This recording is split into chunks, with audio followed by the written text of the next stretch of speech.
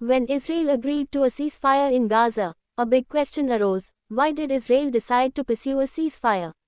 Israel's goal was not just to yield but to avoid greater damage.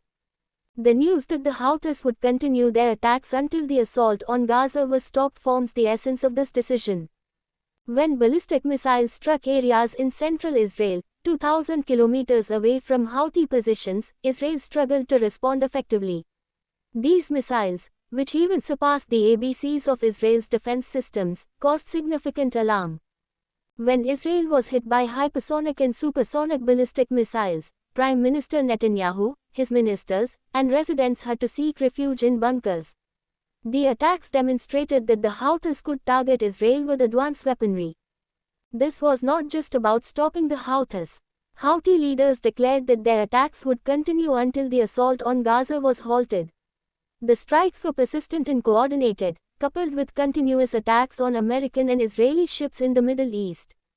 Faced with such relentless assaults and unable to secure a decisive victory, Israel and the US agreed to a ceasefire in Gaza.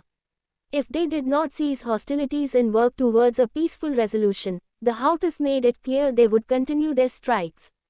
Israel eventually recognized that the Houthis would not relent and would not allow them peace in their own land.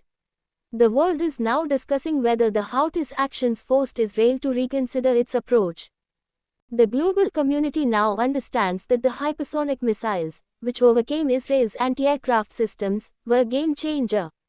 Israeli ships were captured, some were destroyed, and even the US, which came to Israel's aid, faced severe challenges. Israel is now prepared to discuss peace in Gaza to avoid further escalation with the Houthis. The question remains: who has the upper hand, Israel or the Houthis? The world believes it is the Houthis. Israel and Netanyahu have suffered a humiliating defeat. In Israeli mosques and the Knesset, Netanyahu has been criticized for his handling of the situation. The Houthis, through their persistent and strategic actions, have forced Israel to reevaluate its stance and seek peace.